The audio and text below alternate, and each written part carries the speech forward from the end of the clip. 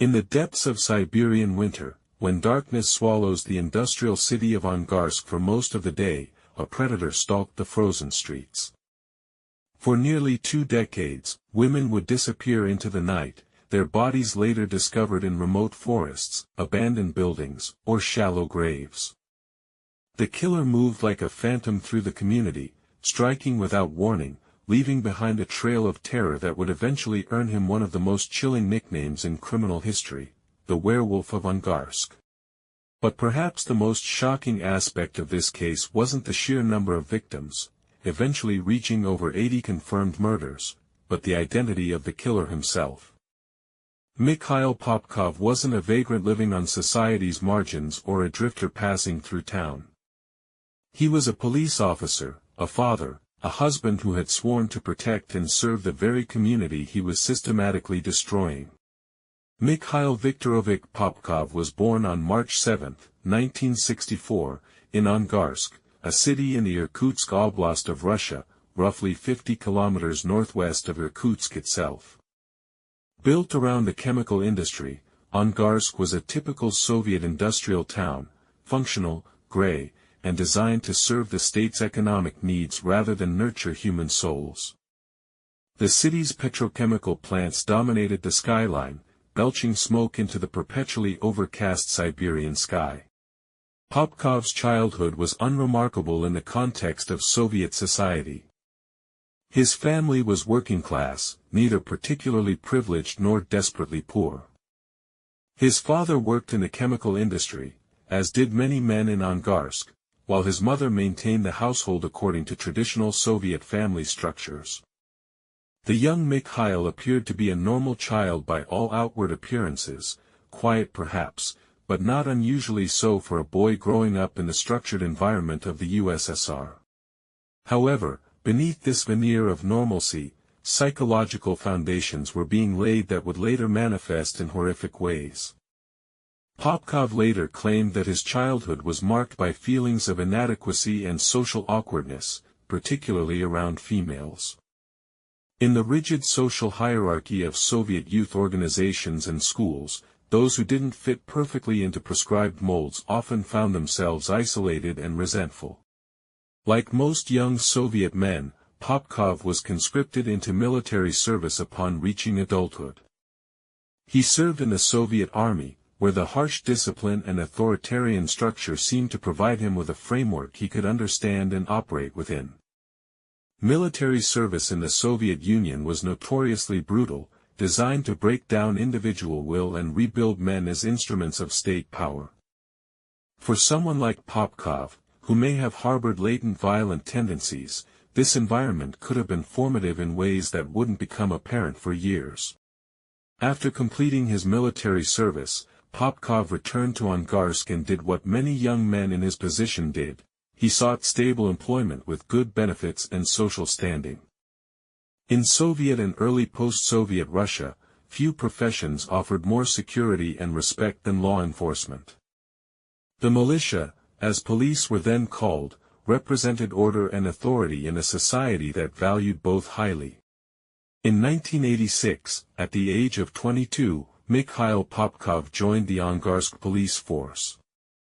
This decision would prove fateful not just for his own life, but for dozens of innocent women who would cross his path over the next 3 decades. His entry into law enforcement was unremarkable. He passed the necessary examinations, demonstrated adequate physical fitness, and showed no obvious red flags that might have disqualified him from service. The irony of a serial killer joining the police force is striking, but not unprecedented in criminal history. Ted Bundy worked at a crisis hotline, Dennis Rader was a compliance officer, and numerous other serial killers have sought positions that gave them access to potential victims while simultaneously providing cover for their activities. In Popkov's case, his police badge would become the perfect camouflage, allowing him to approach women without suspicion and providing him with insider knowledge of investigative procedures. As a patrol officer in Angarsk, Popkov would have been familiar with every street, every back alley, every remote location where a body might lie undiscovered for weeks or months. He understood police procedures, knew how evidence was collected and processed, and was aware of the resources and limitations of his own department. This knowledge would serve him well in his second career as a killer. In 1988, 2 years after joining the police force, Popkov married Elena, a woman he had met through mutual acquaintances. By all accounts, their relationship appeared normal from the outside. Elena worked as an accountant, a respectable profession that complemented Popkov's role as a police officer.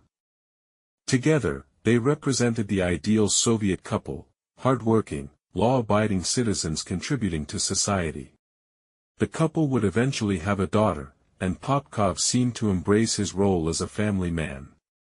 Neighbors and colleagues described him as a devoted father who took pride in his child's achievements. He was known to be protective of his daughter, perhaps excessively so, and expressed strong opinions about how young women should behave and dress. This paternal protectiveness would later take on sinister undertones when viewed through the lens of his crimes. Elena later stated that she never suspected her husband of any wrongdoing during their marriage. He maintained regular hours, came home each night, and participated in family activities. There were no obvious signs of the monster lurking beneath the surface of this seemingly ordinary man. This ability to compartmentalize his life, to be a loving husband and father by day and a ruthless killer by night, speaks to either an extraordinary capacity for deception or a profound psychological fracture that allowed him to maintain two completely separate identities. The late 1980s and early 1990s were a time of tremendous upheaval in Russia. The Soviet Union was collapsing, taking with it the certainties and structures that had defined life for generations. For someone like Popkov, who thrived in hierarchical, rule-based environments, this period of chaos and uncertainty may have been deeply unsettling. Economic instability swept through cities like Angarsk as state-owned industries struggled to adapt to market conditions. The chemical plants that had once provided stable employment became unreliable, and many families found themselves facing financial hardship for the first time. Social problems that had been suppressed or hidden under the Soviet system, alcoholism, domestic violence, drug abuse, suddenly became more visible and widespread. For law enforcement officers, this period presented unique challenges. The old certainties about right and wrong, legal and illegal, were being questioned and redefined. The respect and authority that police had once commanded was eroding as public trust in institutions declined. For an officer like Popkov, who may have joined the force partly for the sense of power and control it provided, this erosion of authority could have been deeply frustrating. Looking back with the benefit of hindsight, there may have been early indicators of Popkov's violent tendencies that were either missed or dismissed at the time. Colleagues later recalled that he could be quick to anger, particularly when dealing with cases involving women he deemed to be behaving inappropriately. He expressed strong moral judgments about prostitutes, women who drank in public, or those who dressed in ways he considered provocative. This judgmental attitude toward women wasn't unusual in Russian society, where traditional gender roles were strongly enforced and deviations from expected behavior were often harshly criticized. However, in Popkov's case, these attitudes seem to have been more intense and personally motivated than simple cultural conservatism. He appeared to take female behavior that he disapproved of as a personal affront, something that needed to be corrected or punished. As a police officer, Popkov would have had regular contact with women in vulnerable situations, victims of domestic violence, witnesses to crimes, or those who had run afoul of the law themselves. This access to vulnerable women, combined with his growing resentment and sense of moral superiority, created a dangerous dynamic that would eventually explode into violence. Determining exactly when Mikhail Popkov committed his first murder is challenging, as he would later confess to crimes spanning decades and investigators continue to work through a complex web of solved and unsolved cases. However, forensic evidence and his own confessions suggest that his killing spree began in the early 1990s, during the chaotic period following the collapse of the Soviet Union. The transformation from law enforcement officer to killer likely didn't happen overnight. More probably, it was a gradual escalation that began with smaller acts of violence or intimidation and progressed over time. Perhaps it started with rougher-than-necessary treatment of female suspects, or using his authority to humiliate or degrade women he encountered in his professional capacity. The first murder, when it finally occurred, was likely impulsive rather than carefully planned. Something, a perceived slight, a moment of opportunity, or simply the wrong woman in the wrong place at the wrong time, triggered a violent response that crossed the line from thought to action. Once that psychological barrier had been broken, subsequent killings would become easier to justify and execute. From the beginning, Popkov's victim selection followed certain patterns that would remain consistent throughout his killing career. He primarily targeted women between the ages of 16 and 40, often those he perceived as leading immoral or inappropriate lifestyles.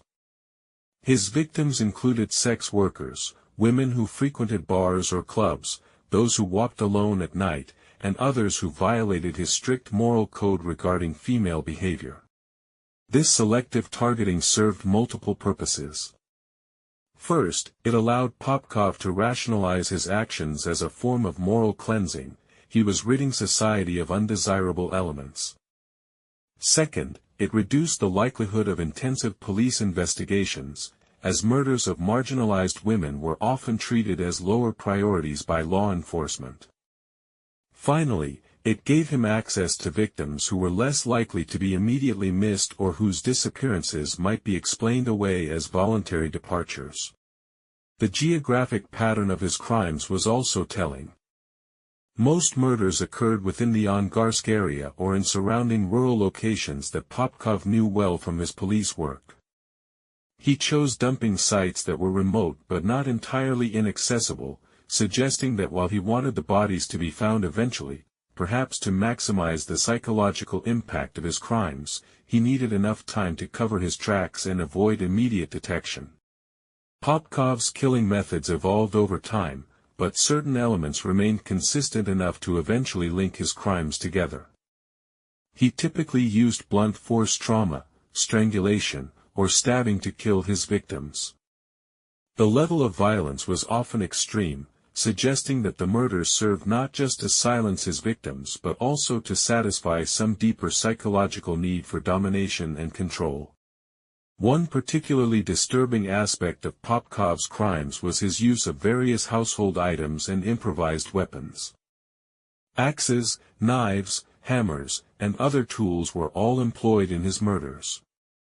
This choice of weapons may have been practical. Such items were easily obtained and disposed of without raising suspicion, but it also suggests a personal, intimate quality to his violence that distinguished it from crimes committed with firearms or other more impersonal weapons. The crime scenes often showed evidence of sexual assault, though this wasn't universal across all cases. The sexual component of his crimes appeared to be secondary to the violence itself, suggesting that power and control were more important motivators than sexual gratification. This pattern is consistent with many serial killers who use sexual violence as a means of asserting dominance rather than seeking pleasure. As Russia struggled through the tumultuous 1990s, Mikhail Popkov's killing spree accelerated. The decade that saw the birth of the Russian Federation also witnessed an unprecedented surge in crime and social disorder.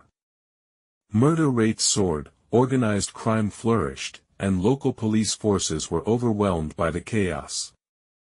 In this environment, a careful predator could operate with relative impunity, especially one who understood the system from the inside. Popkov's position as a police officer provided him with numerous advantages during this period. He had access to police radios and could monitor investigations in real time. He knew which areas were under surveillance and which were effectively lawless. Most importantly, he understood the limitations and blind spots of his own department, allowing him to avoid detection while his colleagues struggled to solve an ever-growing number of cases. The economic collapse of the 1990s also provided Popkov with a target-rich environment. Desperate women turned to prostitution to survive, others took dangerous jobs or worked late shifts that left them vulnerable to attack. Social safety nets that had existed under the Soviet system disappeared, leaving many women with few options for protection or support. For a predator like Popkov, these conditions created endless opportunities. During this decade, Popkov refined his hunting techniques. He learned to identify vulnerable targets, to approach them without arousing suspicion, and to kill efficiently while minimizing evidence. He also began to develop the psychological techniques that would allow him to compartmentalize his crimes and maintain his facade as a respectable family man and police officer. The new millennium brought relative stability to Russia, but for the women of Angarsk and surrounding areas, the nightmare was just intensifying. If the 1990s had been Popkov's learning period, the 2000s represented his peak activity as a serial killer. During this decade, he would commit the majority of his murders, establishing himself as one of the most prolific serial killers in Russian history. By this time, Popkov had perfected his methods. He knew exactly how to approach potential victims, how to gain their trust or overpower them, and how to dispose of bodies in ways that would delay discovery and complicate investigations. His police training served him well in all these areas, providing him with knowledge that civilian criminals would lack. The sheer volume of his crimes during this period is staggering. Investigators believe he was killing multiple women per year, sometimes as many as one per month during peak periods. This frequency suggests that murder had become a compulsion for him, no longer requiring specific triggers but driven by an insatiable need for violence and control. Despite the increasing body count, Popkov continued to evade detection. His colleagues in the police force knew him as a dedicated officer who worked hard and showed initiative in pursuing cases. His family saw him as a loving husband and father who provided for them and protected them from the dangers of the outside world. Neither group suspected that the danger they feared most was living among them. While Popkov's early crimes were concentrated around Angarsk, by the 2000s his hunting grounds had expanded significantly. He began traveling to other cities in the region, sometimes using police business as cover for his trips. This geographic expansion made it even more difficult for investigators to connect his crimes, as murders in different jurisdictions were often handled by different departments with limited communication between them. The expansion of his territory also reflected his growing confidence and sophistication as a killer. He was no longer content to hunt in familiar surroundings but was willing to take greater risks for access to new victims. This expansion may also have been driven by practical concerns. As the body count rose in the Angarsk area, continued hunting there might have drawn unwanted attention. Popkov's knowledge of police procedures across multiple jurisdictions gave him significant advantages in planning his expanded operations. He understood how different departments operated, what their communication protocols were, and how long it typically took for information to be shared between jurisdictions. This knowledge allowed him to exploit gaps in the system that a civilian killer would not have been aware of. As Popkov's killing career progressed, certain ritualistic elements began to emerge in his crimes. These weren't elaborate ceremonies but rather consistent patterns of behavior that suggested the murders were serving specific psychological needs beyond the simple elimination of his victims. One consistent element was the positioning of bodies after death. Popkov often arranged his victims in specific ways, sometimes removing or rearranging clothing in patterns that seemed meaningful to him. While these arrangements weren't identical across all crime scenes, they showed enough similarity to suggest they were deliberate rather than random. Another ritualistic element was his choice of locations for disposing of bodies. While practical considerations certainly played a role, there seemed to be symbolic significance to some of his chosen sites. Abandoned buildings, forest clearings, and industrial areas all featured prominently in his body disposal patterns, suggesting that the locations themselves held meaning for him. The weapons he chose also showed patterns that went beyond mere practicality. His preference for improvised weapons and household items may have reflected a desire to make his crimes more personal and intimate. Unlike shootings, which can be committed from a distance, Popkov's preferred methods required him to be in close physical contact with his victims, allowing him to exert maximum control and dominance. By the mid-2000s, even in a country struggling with high crime rates, the pattern of murders around Angarsk was beginning to attract attention. While individual cases might be dismissed as random crimes of opportunity, the accumulating evidence suggested something more systematic was occurring. The first breakthrough came when forensic investigators began comparing crime scenes and victim profiles across different cases. Despite the variation in locations and specific circumstances, certain commonalities emerged that suggested the work of a single perpetrator. The level of violence, the types of weapons used, and the demographics of the victims all pointed toward a serial killer operating in the region. However, making this connection was complicated by several factors. First, the chaos of the 1990s had resulted in many poorly investigated cases with incomplete evidence collection. Second, jurisdictional boundaries meant that crimes in different areas were being investigated by different departments with limited coordination. Finally, the simple volume of violent crime in post-Soviet Russia meant that serial murders could easily be lost among the general mayhem. The investigators who first began to see the pattern faced a daunting challenge. They were looking for a killer who had been operating for over a decade, who had committed dozens of murders, and who had successfully avoided detection despite the increasing attention being paid to the cases. Moreover, they were operating with limited resources and outdated investigative techniques in a system that was still adapting to post-Soviet realities. As the scope of the crimes became apparent, authorities assembled a special task force to coordinate the investigation.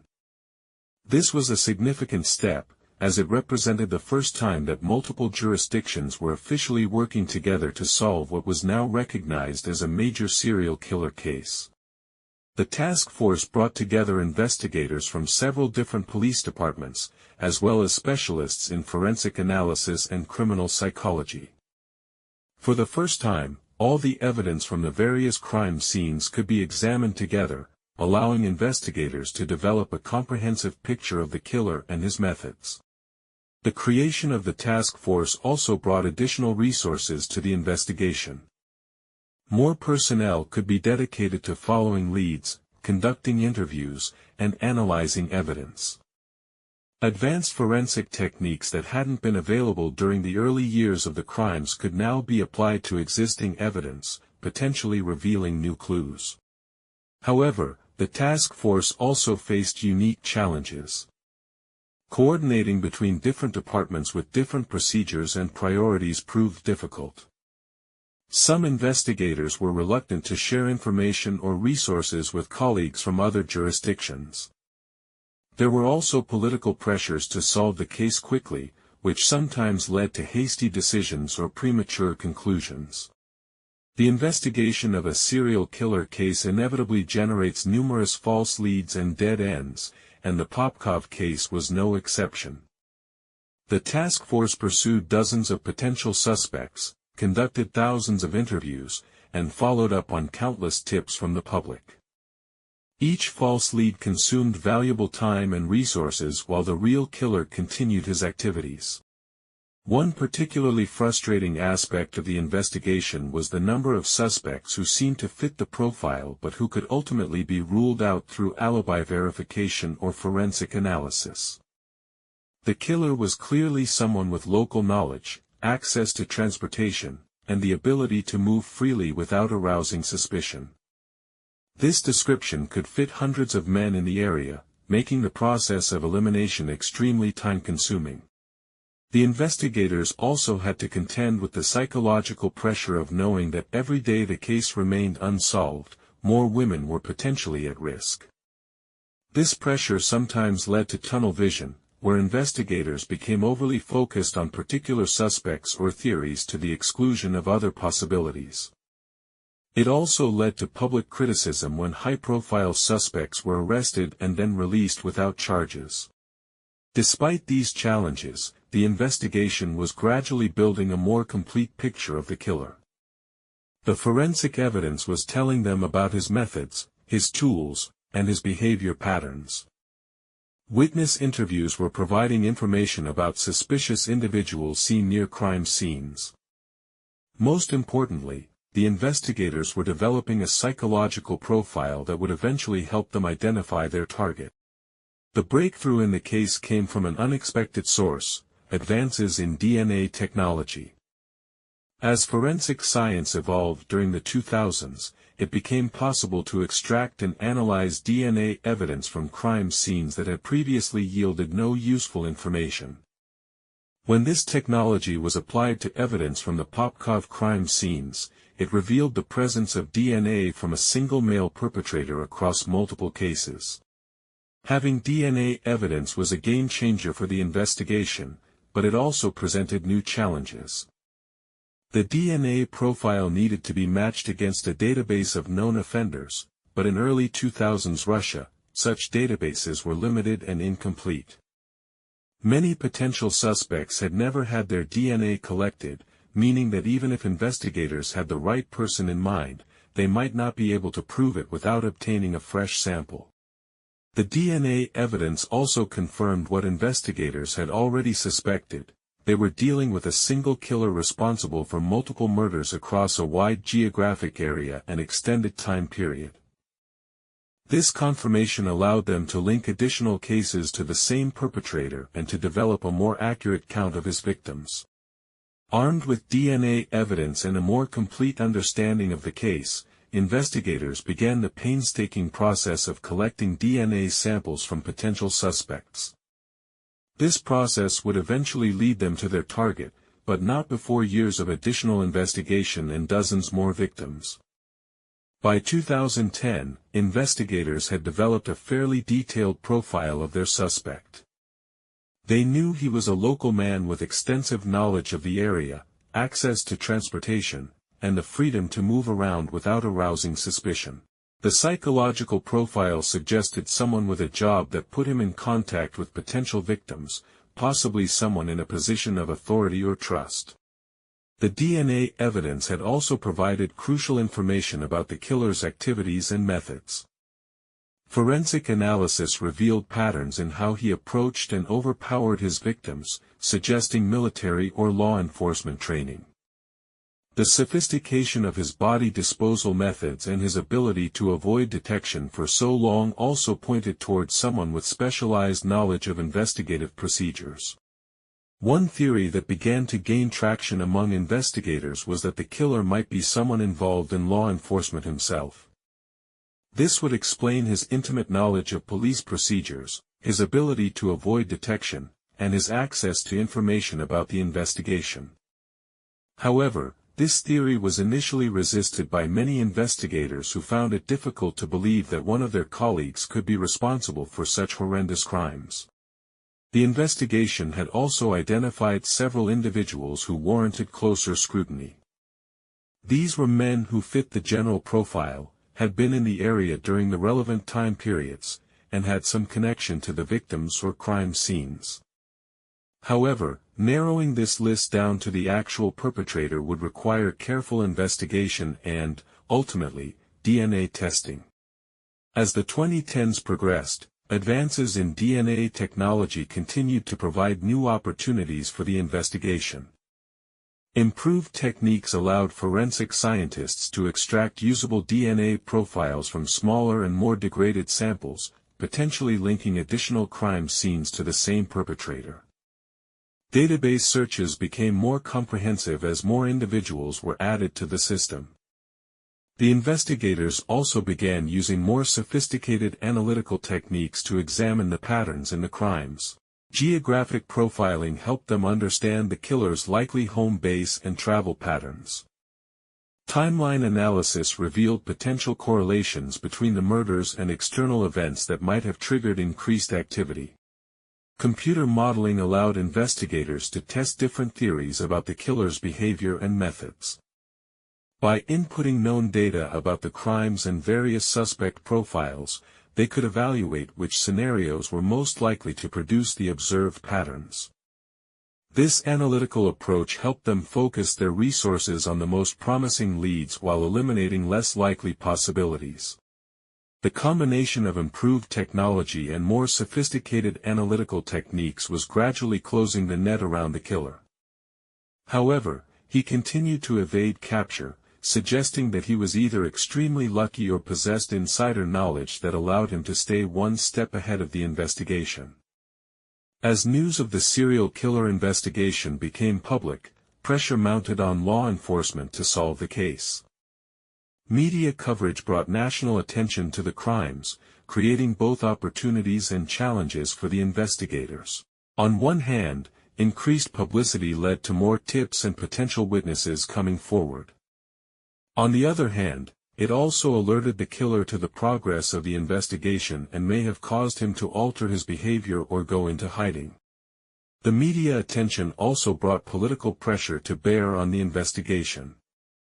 Senior officials wanted quick results and visible progress, sometimes leading to premature announcements or rushed decisions. This pressure had to be balanced against the need for careful, methodical police work that could withstand legal scrutiny. Public fear was also a significant factor during this period. Women in the affected areas were altering their behavior, avoiding certain locations, and taking additional precautions to protect themselves. While these measures may have prevented some potential murders, they also disrupted the normal life of the community and created an atmosphere of fear and suspicion. The investigators had to work carefully to manage public expectations while continuing their methodical approach to solving the case. They needed to provide enough information to maintain public cooperation and support without compromising the investigation or alerting the killer to their strategies and progress. By 2012, the investigation had reached a critical juncture.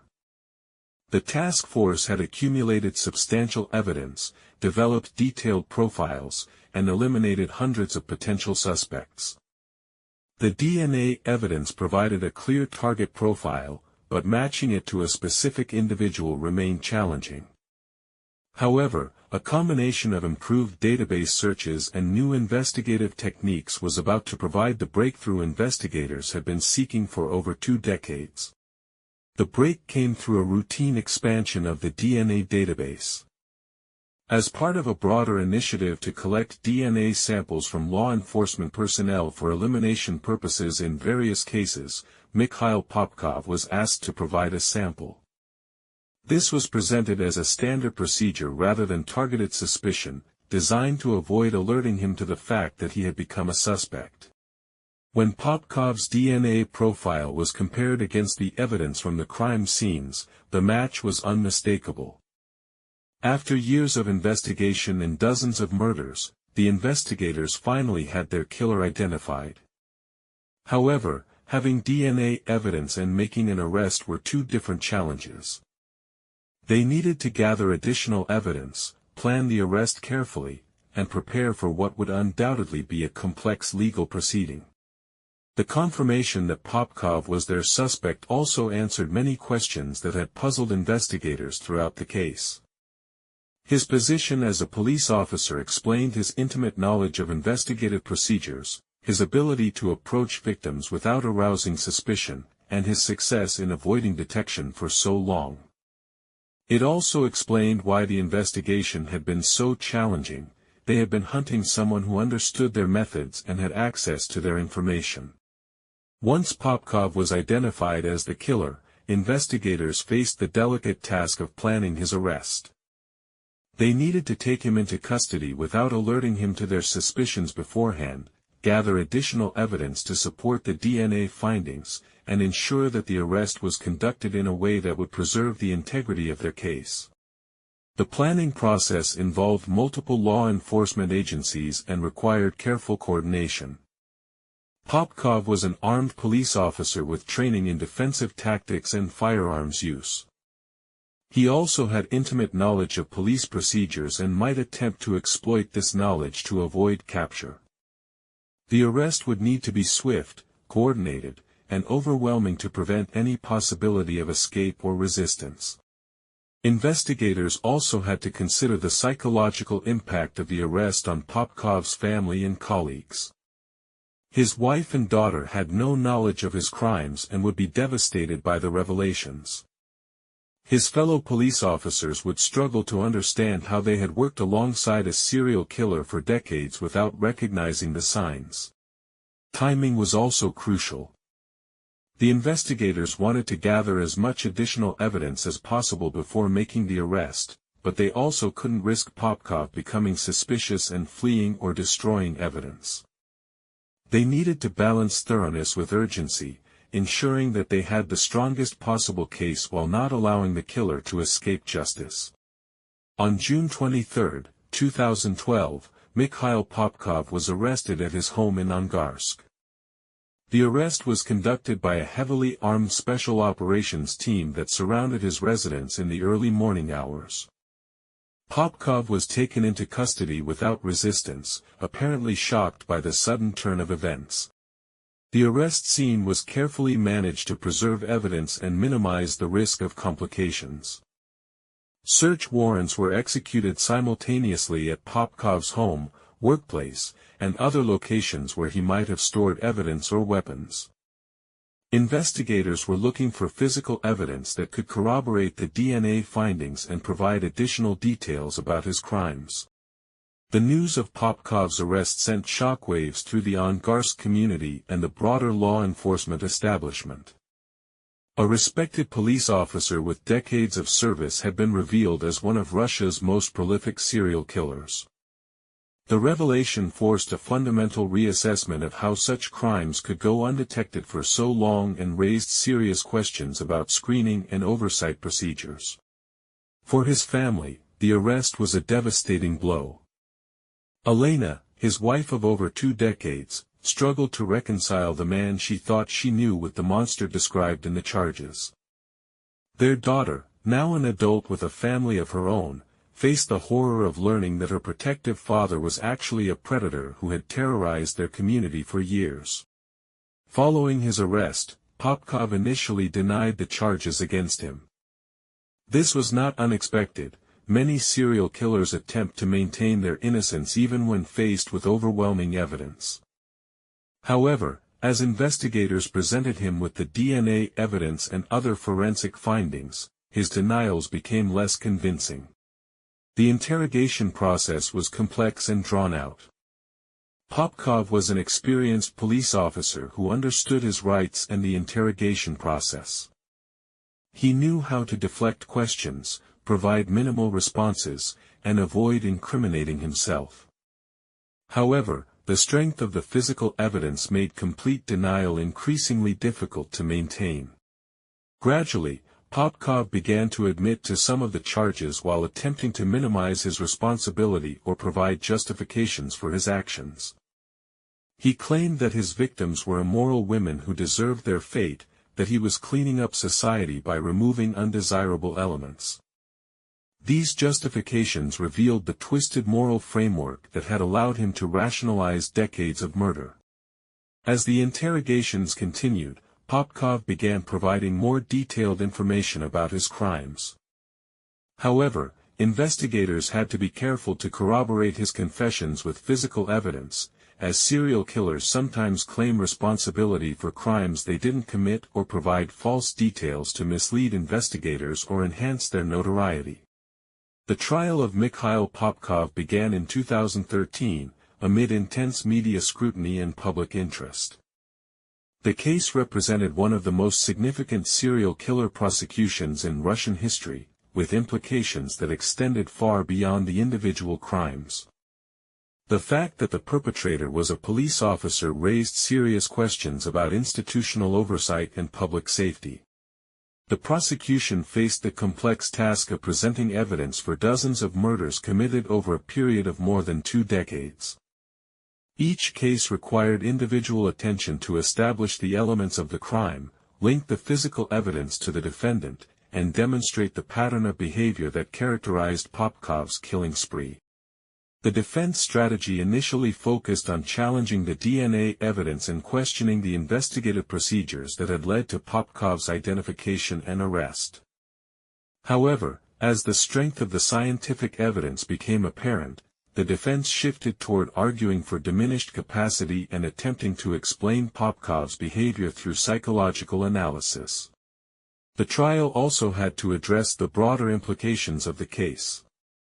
How had a serial killer operated within the police force for decades without detection? What systems had failed, and what changes were needed to prevent similar cases in the future?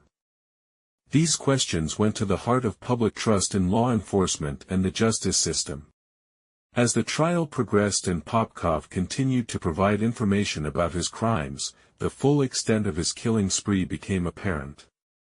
What had initially been estimated as dozens of murders grew to over 80 confirmed cases, making him one of the most prolific serial killers in recorded history. Each new revelation brought fresh horror to the families of victims and the community at large. Many cases that had been classified as missing persons or unsolved homicides were now linked to Popkov, providing closure for some families while opening old wounds for others. The systematic nature of his crimes and the length of time over which they were committed made the case particularly shocking. The geographic scope of Popkov's crimes was also broader than initially realized. His killing spree had extended beyond Angarsk to include victims in multiple cities and regions, demonstrating a level of organization and mobility that had complicated the original investigation. This revelation helped explain why it had taken so long to identify patterns and connect the various cases. The psychological evaluation of Popkov during the trial provided insights into the mind of a serial killer, but also raised troubling questions about how such an individual could function successfully in society for so long. His ability to maintain a normal family life while committing horrific crimes demonstrated a level of compartmentalization that experts found both fascinating and disturbing. The trial proceedings brought together families and communities that had been affected by Popkov's crimes over the course of more than 2 decades. For many, it was the first opportunity to understand what had happened to their loved ones and to seek some measure of justice for their losses. The victim impact statements were particularly powerful, as family members described the devastating effects of losing mothers, daughters, sisters, and friends to Popkov's violence. Many spoke of years of uncertainty and false hope, not knowing whether their missing relatives were alive or dead. Others described the secondary trauma of learning the brutal details of how their loved ones had died. The community response was complex and multifaceted. While there was relief that the killer had finally been caught and would face justice, there was also anger about how long it had taken to solve the case and questions about whether more could have been done to prevent some of the later murders. The revelation that Popkov was a police officer also created a crisis of confidence in local law enforcement. Community members struggled to understand how they could trust police officers when one of them had been responsible for terrorizing their community for decades. This crisis of trust would have lasting implications for police-community relations in the region. In 2015, after a lengthy trial that examined evidence from dozens of crime scenes and heard testimony from hundreds of witnesses, Mikhail Popkov was convicted of multiple counts of murder. The court found him guilty of 22 murders initially, though this number would later be significantly expanded as additional evidence was processed and more cases were linked to him. The verdict was met with a mixture of relief and continued anger from the affected communities. While justice had finally been served, many questioned why it had taken so long and whether all of Popkov's crimes would ever be fully accounted for. The families of victims expressed gratitude that their loved one's killer had been identified and convicted, but also continued grief over their losses. Popkov was sentenced to life imprisonment without the possibility of parole. Given his age at the time of conviction and the severity of his crimes, This effectively meant he would spend the remainder of his life in prison. The sentence reflected both the gravity of his crimes and the need to protect society from an individual who had demonstrated an extraordinary capacity for violence. Following his initial conviction, Popkov continued to provide information about additional crimes he had committed. This ongoing cooperation with investigators was motivated partly by his desire to achieve some form of psychological relief by confessing to his actions, and partly by the realization that his situation could not become significantly worse regardless of how many additional murders he admitted to. In 2017, Popkov confessed to an additional 59 murders, bringing his total confirmed victim count to over 80. This made him officially one of the most prolific serial killers in world history, surpassing many internationally known cases in terms of sheer numbers. Each new confession required detailed investigation to verify the claims and gather corroborating evidence. The process of investigating these additional confessions was complicated by the passage of time and the degradation of physical evidence. Many of the crime scenes had been compromised over the years, and some cases had been poorly documented during the initial investigations in the chaotic post-Soviet period. However, investigators were able to confirm the vast majority of Popkov's additional confessions through a combination of forensic evidence, witness testimony, and detailed knowledge that only the killer could possess. These additional confessions also revealed new aspects of Popkov's psychological makeup and criminal methodology. Some of the newly admitted crimes showed different patterns or methods, suggesting that his killing techniques had evolved over time or that he had experimented with different approaches. This information provided valuable insights for criminal psychologists studying serial killer behavior. The case of Mikhail Popkov provides a unique window into the psychology of serial killing, particularly the phenomenon of the organized killer who can maintain a facade of normalcy while committing horrific crimes over an extended period. His ability to function as a police officer, husband, and father while simultaneously terrorizing his community represents an extreme form of psychological compartmentalization. Forensic psychologists who examined Popkov identified several key factors that contributed to his development as a serial killer. His apparent moral rigidity and judgmental attitudes toward women seemed to provide him with a framework for justifying his crimes. By categorizing his victims as immoral or deserving of punishment, he could maintain a sense of righteousness even while committing murder.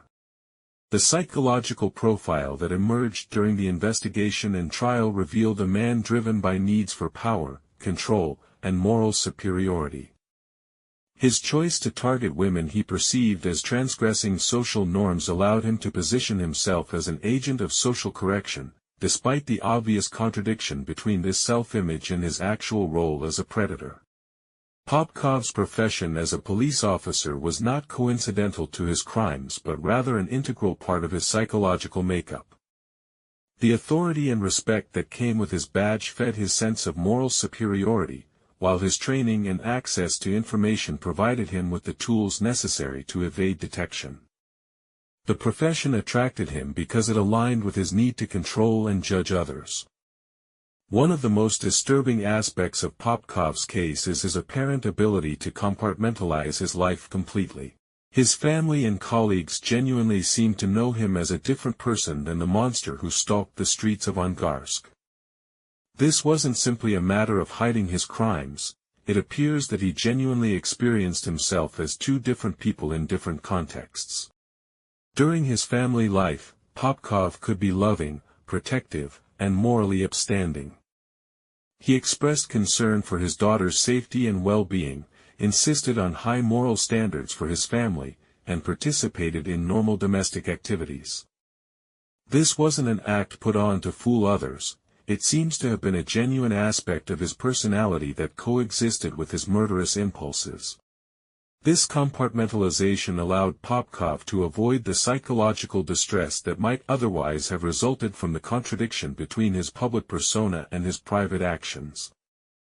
Rather than experiencing cognitive dissonance, he seems to have maintained two separate identity systems that could operate independently without interfering with each other.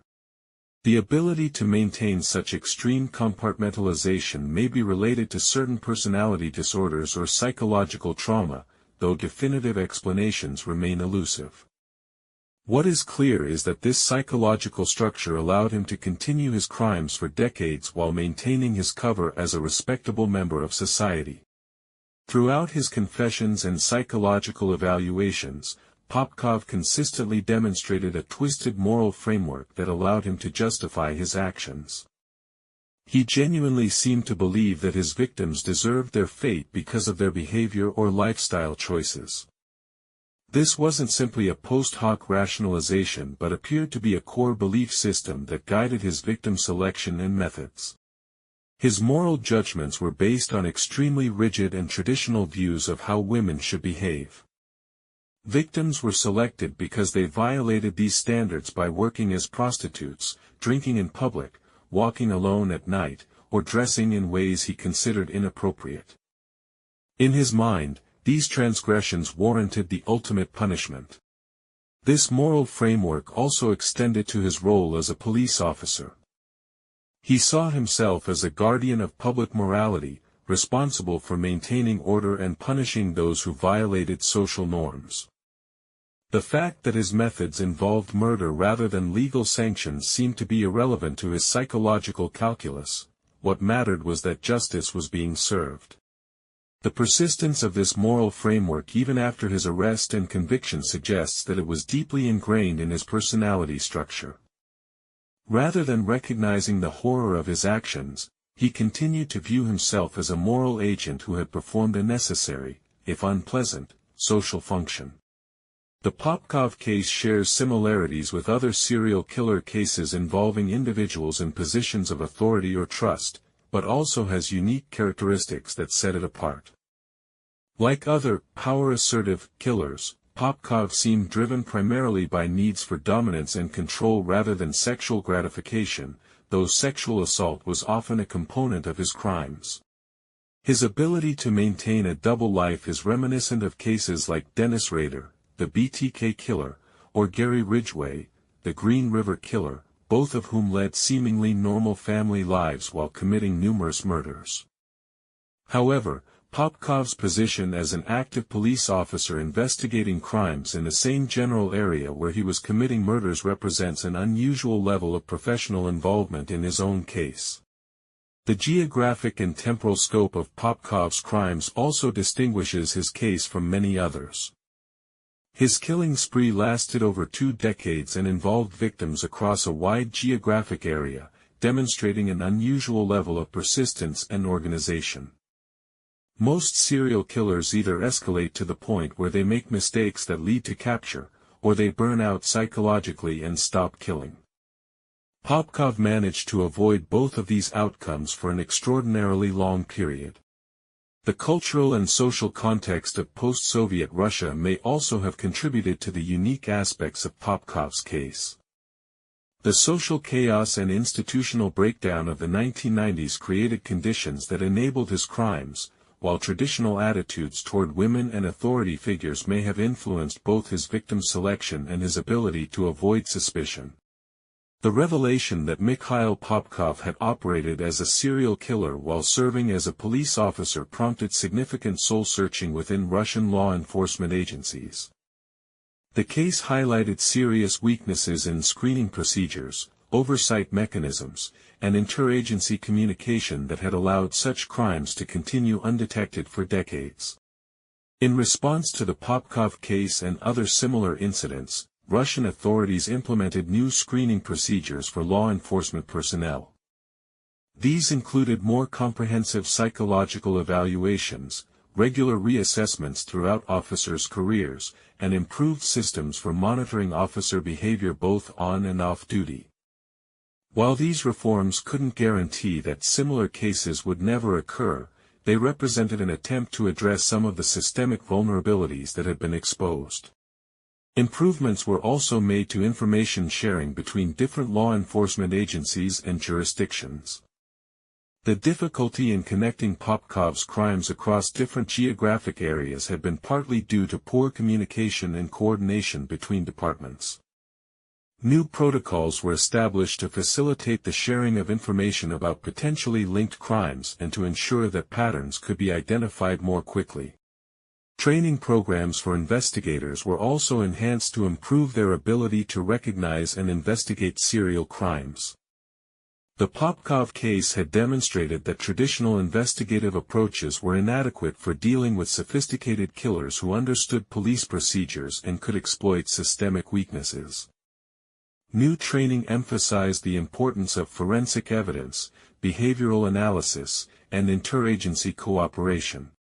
For the families of Popkov's victims, his conviction brought a mixture of closure and continued pain. Many had spent years not knowing what had happened to their loved ones, living with uncertainty and false hope. The confirmation that their relatives had been murdered was devastating, but it also provided answers to questions that had tormented them for decades. The lengthy legal proceedings that followed Popkov's initial arrest were both necessary and traumatic for victims' families. Each new revelation about additional murders brought the possibility that other missing loved ones might have been among his victims. The process of identifying victims and confirming their connection to Popkov was methodical but painful for those involved. Support services were established to help families cope with the trauma of learning about their loved ones' fates. These services provided counseling, legal assistance, and practical support for families who had been affected by the crimes. However, many family members struggled with complex emotions including grief, anger, and guilt about not being able to protect their relatives. The financial impact on victims' families was also significant. Many had spent substantial sums over the years searching for missing relatives, hiring private investigators, or pursuing legal avenues. While some compensation was eventually provided, it could never fully address the emotional and practical costs that families had endured. The communities that had been terrorized by Popkov's crimes faced their own process of healing and recovery. For more than 2 decades, residents of Angarsk and surrounding areas had lived with the fear that their daughters, wives, and sisters might become the next victims of an unknown predator. The arrest and conviction of Popkov removed this immediate threat, but the psychological impact of his crimes continued to resonate. Community leaders, religious organizations, and mental health professionals worked together to provide support and healing opportunities for residents who had been affected by the crimes. Memorial services were held for victims, support groups were established for family members, and community events were organized to help restore a sense of safety and normalcy. The revelation that the killer had been a police officer created particular challenges for community healing. Residents had to overcome their mistrust of law enforcement while still relying on police protection for their safety. This required sustained effort from police leadership to rebuild relationships and demonstrate their commitment to serving and protecting the community. Educational programs were also implemented to help community members recognize potential warning signs of dangerous individuals and to encourage reporting of suspicious behavior. While these programs couldn't guarantee that similar crimes would never occur, they represented an attempt to create a more vigilant and empowered community. The Popkov case attracted significant media attention both within Russia and internationally. The combination of his high victim count, his profession as a police officer, and the lengthy period over which his crimes occurred made the case particularly newsworthy.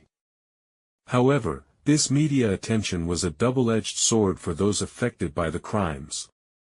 On one hand, media coverage helped ensure that Popkov's victims were not forgotten and that their stories were told to a wider audience.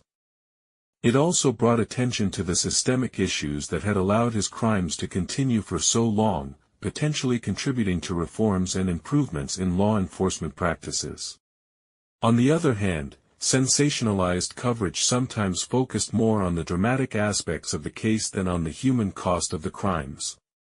Victims' families complained that media reports often reduced their loved ones to mere statistics in Popkov's kill count, failing to acknowledge them as individuals with their own stories and worth. The nickname, the Werewolf of Angarsk, that emerged from media coverage exemplified this problem. While such labels might help the public understand and discuss the case, they also risk romanticizing or mythologizing the killer while diminishing attention to his victims and their suffering. International media coverage of the case also contributed to broader discussions about serial killing, law enforcement practices, and social conditions in post-Soviet Russia. However, some of this coverage reflected cultural biases and stereotypes that didn't necessarily contribute to a deeper understanding of the case or its implications. The Popkov case has become a subject of intense study within academic and professional communities focused on criminal psychology, law enforcement, and forensic science. The case offers unique insights into several important areas of research and practice. Criminal psychologists have found the case particularly valuable for understanding the psychology of organized serial killers and the phenomenon of compartmentalization in criminal behavior. Popkov's ability to maintain two completely different personas, family man and serial killer, provides important data about personality disorders and criminal psychology. Law enforcement professionals have studied the case to understand how investigative procedures can be improved to detect serial crimes more quickly and effectively. The difficulty in connecting Popkov's crimes and the length of time required to solve the case have prompted reassessment of investigative protocols and interagency cooperation procedures. Forensic scientists have used the case to demonstrate the importance of DNA evidence and other advanced forensic techniques in solving complex criminal cases. The breakthrough that led to Popkov's identification came through DNA analysis, highlighting the crucial role of scientific evidence in modern criminal investigations. Sociologists and criminologists have examined the case in the context of post-Soviet Russian society, exploring how social and economic disruption may have contributed to both the commission of the crimes and the difficulty in solving them. This research has implications for understanding crime patterns in other societies undergoing rapid social change. The case of Mikhail Popkov represents a perfect storm of circumstances that allowed an individual to commit an extraordinary number of murders over an extended period without detection. Understanding these circumstances is crucial for preventing similar cases in the future. First, the social and economic chaos of post-Soviet Russia created conditions that were conducive to serial killing. High crime rates meant that individual murders were less likely to receive intensive investigation. Economic desperation created vulnerable populations of potential victims. Institutional breakdown weakened law enforcement capabilities and interagency coordination.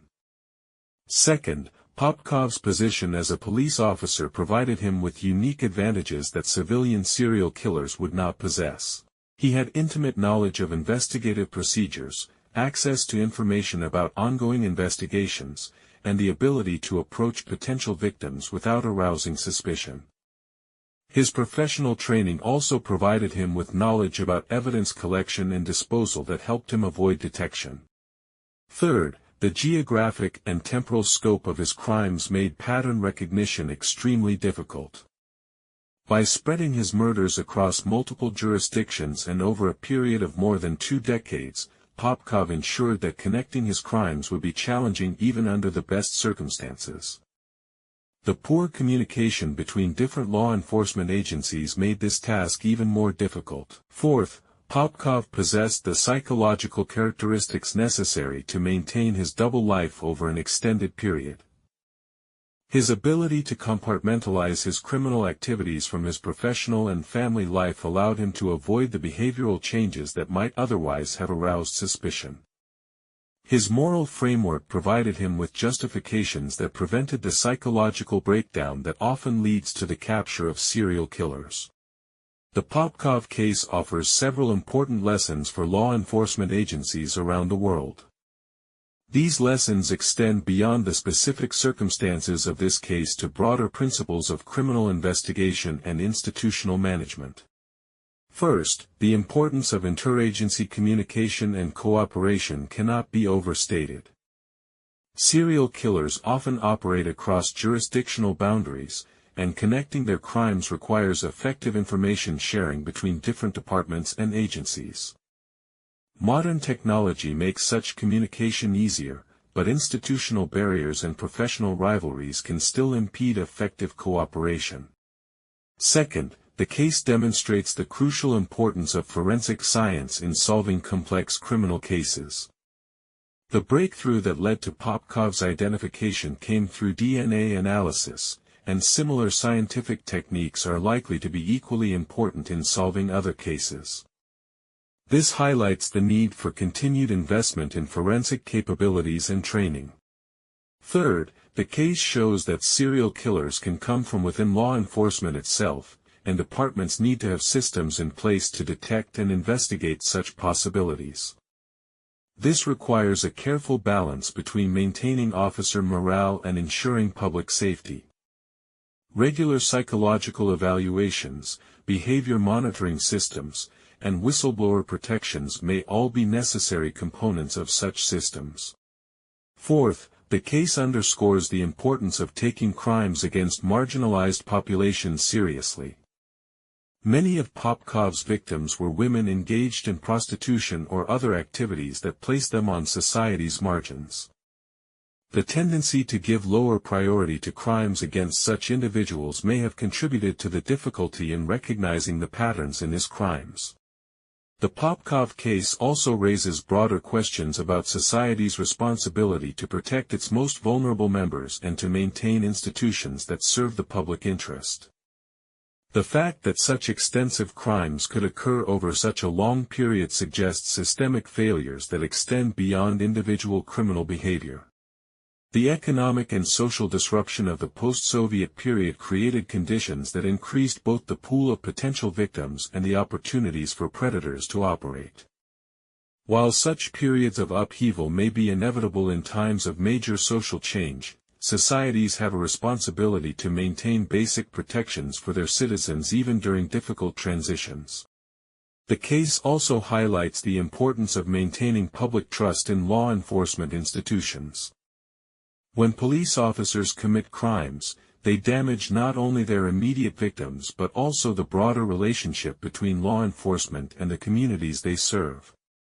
Rebuilding this trust requires transparency, accountability, and sustained commitment to reform. Cultural attitudes toward women and gender-based violence may also have contributed to the conditions that allowed Popkov's crimes to continue. Societies that devalue women or normalize violence against them create environments where predators can operate with greater impunity. Addressing such attitudes requires long-term cultural change and education. Perhaps the most important question raised by the Popkov case is whether such crimes could be prevented in the future. While it may be impossible to completely eliminate the risk of serial killing, there are steps that societies can take to reduce both the likelihood of such crimes occurring and the chances that they will continue undetected for extended periods. Improved screening and monitoring of law enforcement personnel is one obvious area for improvement.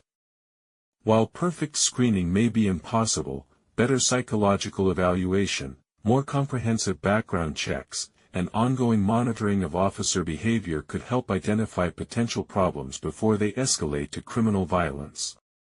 Better support systems for vulnerable populations could also help reduce the pool of potential victims. Economic support, mental health services, substance abuse treatment, and other social services can help people avoid the desperate circumstances that make them vulnerable to predators. Continued investment in forensic science and investigative technology is also crucial. The tools that ultimately led to Popkov's identification, DNA analysis and database searches, are constantly improving, and continued development of such capabilities will make it increasingly difficult for serial killers to operate undetected. Perhaps most importantly, societies need to maintain strong institutions that can effectively investigate and prosecute serious crimes. This requires adequate funding, proper training, good leadership, and public support for law enforcement agencies. It also requires accountability mechanisms to ensure that these institutions serve the public interest rather than protecting their own members. As of 2023, Mikhail Popkov has confessed to 83 murders, making him officially one of the most prolific serial killers in recorded history. However, investigators believe that the true number of his victims may be even higher, as there are additional unsolved cases that bear similarities to his confirmed crimes but lack definitive evidence linking them to him. Popkov continues to serve his life sentence in a Russian penal colony, where he will remain until his death. Now in his late 50s, he has shown little remorse for his crimes and continues to express the twisted moral justifications that allowed him to rationalize decades of murder. Psychological evaluations suggest that he remains dangerous and that his release would pose an unacceptable risk to public safety. The investigation into Popkov's crimes officially continues, as investigators work to identify additional victims and provide closure to families who still don't know what happened to their missing relatives. Advances in forensic science may eventually allow investigators to link additional cases to Popkov or to definitively rule out his involvement in cases where he is suspected. For the families of his confirmed victims, the conviction and life sentence provide some measure of justice, but the pain of their losses remains. Many continue to struggle with complex emotions including grief, anger, and the terrible knowledge of how their loved ones died. Support services and victim advocacy groups continue to work with these families to help them cope with their trauma and rebuild their lives.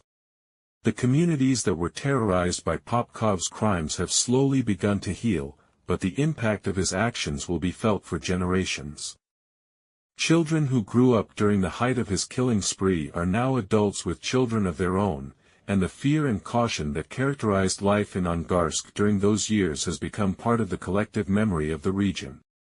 The case of Mikhail Popkov, the Werewolf of Angarsk, stands as a stark reminder of the capacity for evil that can lurk beneath the surface of seemingly ordinary individuals.